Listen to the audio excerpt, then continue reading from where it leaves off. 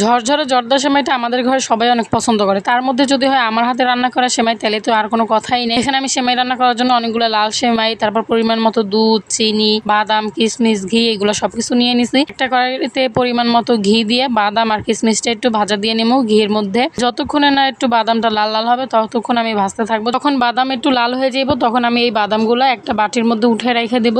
এখন এই ঘিয়ের মধ্যে আমি সেমাইগুলো দিয়ে দিব। সেমাই দিয়ে ভালো করে নাড়াচাড়া দিয়ে লাল লাল করে ভাজতে হবে। সেমাই ভাজার সময় চুলার আঁচ একেবারেই কম দিতে হবে আর বারবার নাড়ার উপর রাখতে হবে। যদি একটু পুড়ে যায় তাহলে কিন্তু এই সেমাই থেকে একটা পোড়া পোড়া গন্ধ আসবে। তো আমার সেমাইটা একটু ভাজাভাজি করা শেষ হয়ে গেলে এখানে আমি পরিমাণ মতো চিনি দিয়ে দিব। এখন পর্যন্ত দুধ দেই নেই। চিনি দেওয়ার পর পানি বের হয়েছে, ওই পানিটা বের হওয়ার পর এখন আমি পরিমাণ মতো দুধ দিয়ে দিব সেমাইটা একটু নরম হওয়ার জন্য। এর আগেও আমি এই সেমাইয়ের মধ্যে চিনি আর দুধ দিয়েছিলাম, তখন আমার ভিডিওটা স্কিপ হয়ে গেছে, এই জন্য আমি আবারও একটু চিনি আর দুধ দিয়ে দিলাম পরিমাণ মতো। তারপর এখানে ভেজে রাখা বাদাম, কিশমিশ এগুলো দিয়ে নাড়াচাড়া দিয়ে একটু ঢাকা রাখলে কিন্তু একেবারে ঝরঝরা জর্দার সেমাই রান্না করা শেষ।